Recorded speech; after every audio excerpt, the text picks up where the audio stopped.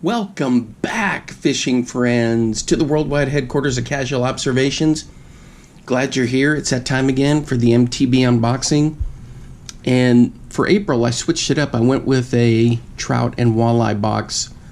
So let's take a look and see what we got here. We got the Strike Pro Jingle Bell for $6.99, the Lake Lunkers Minnow for $6.99, the Lucky John TIG Tail for $3.99, the Northern Lights Plastic Double Twister for $3.50, and the Big Eye Jig Heads for $2.79. Alright, let's take a look. So in here we got the Strike Pro spinner right here, and it's a little inline spinner, and this thing is going to be absolutely perfect when I go trout fishing, and even when I go smallmouth fishing up there. That looks really good. It's a nice color. What was the name of the color on this thing? Jingle Bell and the Chart Tiger. Alright, nice. Alright, so here we've got the Big Eye 1/16 number 2 hook jig heads right here, and these are going to work out fantastic. Large bait keeper to keep soft plastics in place. That's exactly what I need. What else we got? Oh, we got our decal. I love getting the decals. I've got a tote where I keep a lot of my extra fishing stuff in. It's just covered with decals. Alright, here's our TIG tails right here, and this is in the silver prawn color. Alright. Good stuff. It's by Lucky John. Oh yeah, I'll be using those for sure. Oops. Sorry about that. I think I held that up too high. Alright. A lot of good stuff in here for me to test out. Then we've got our Northern Plastics. Ooh, check these things out. Oh, these are nice. Little decal there. It's got like a little paddle tail. Let's see what it says here. I'm going to read this to you. It may be out of your view, but hopefully you can see it. Northern Lights Plastics are an innovative line of soft plastic that offer great alternatives to live bait. Our baits have extremely realistic shapes and are infused with a color and scent to make the fish go crazy. Northern Lights Plastics are great for year-round use and are ideal for perch, crappie, sunfish, trout, walleye, bass, and pike. Oh, I'll be using these for sure. I know that. Especially up there like around Crane Creek, Vernon Springs. Oh yeah, the smallmouth are going to love hitting that. Trout will too. Alright, here we go. Here is our little jerk bait by Lake Lunkers. It's the minnow, and this thing looks fantastic. It's got the rattles in there, and it's also got like a reflective color pattern on it. Let me bring this in just a little closer.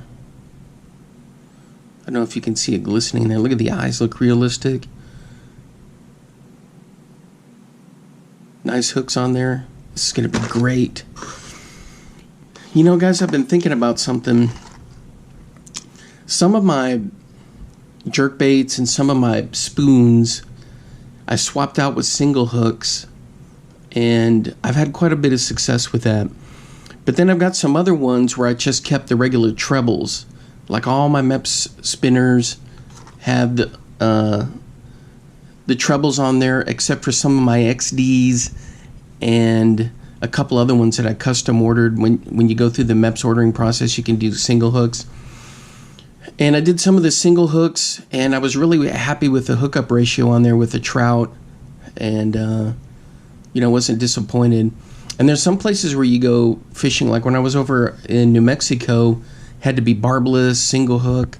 So I always like to keep some single hook stuff with me just in case, you know, and come across a situation like that. And I always try to, you know, read the rules and regulations before I head into different states. But, you know, I always have some just to keep them. And then I've also got a buddy who challenges me and says, hey, you know, see if you can catch a trout barbless and single hook and see how that turns out for you. And I've had some success with it, and that was way before I was doing my YouTube stuff.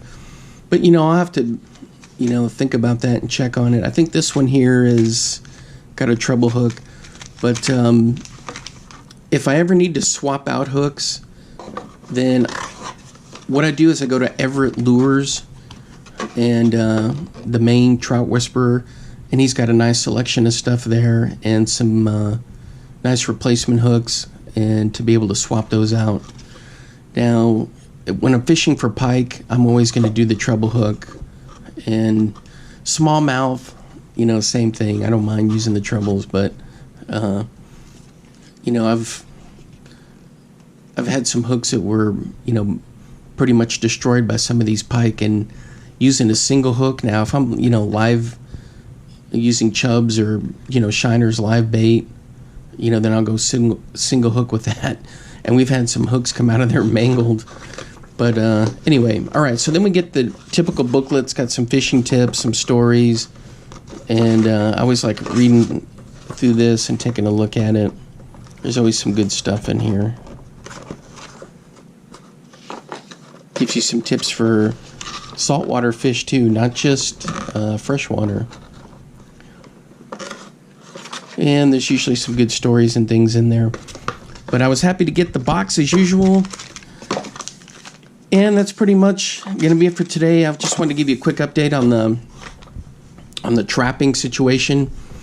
The squirrels, I hadn't seen, I've seen some, but we haven't had any, squirrel chaos in quite a while.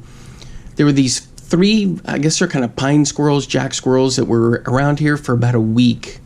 And then they moved on somewhere. They were mainly in a big oak tree that we got out front. And then that was it. Never really saw them again. Until 2 days ago, I saw a regular red squirrel in the top of a plum tree in the backyard. And he was, the only way I knew he was there was I heard some, kind of like a scratching, nibbling. And I saw him up there, and he was looking down at me. And I just shook the tree, went up to one of the branches and just shook it, and it shook the whole thing. And he just came down, jumped on the top of the fence, and skedaddled out of there. I don't know where he went, but so maybe he won't come back. Other than that, I hadn't had any issues with him. But I'm telling you guys, if you don't nip it in the bud and then get in there and get up into the attic or that ventilation area that's right along where the gutters are or the soffits, it's just a pain to get them out. So hopefully you don't have to deal with any of that, but if you do, Duke traps will get the job done for you. All right, guys, that's going to be pretty much it. I've got some more fishing coming up. Finally getting a chance to get out there and get some videos done, and the weather is definitely turning. So we've been up in the low 80s, thank goodness, and it really feels like spring. And I went out and caught those panfish the other day, and I was really excited about it. So hopefully I'm going to go back to the Trinity River and see if I have some luck there. We'll see. We're getting some big storms in here tonight, and I don't know what that's going to do for the water tomorrow, so I may have to wait a day or two, but definitely going to get out there and get some more fishing in. I hope you guys are having a lot of luck out there and enjoying your spring and are able to get out and do some fishing. All right, guys, until next time, I'll see you then. Bye-bye.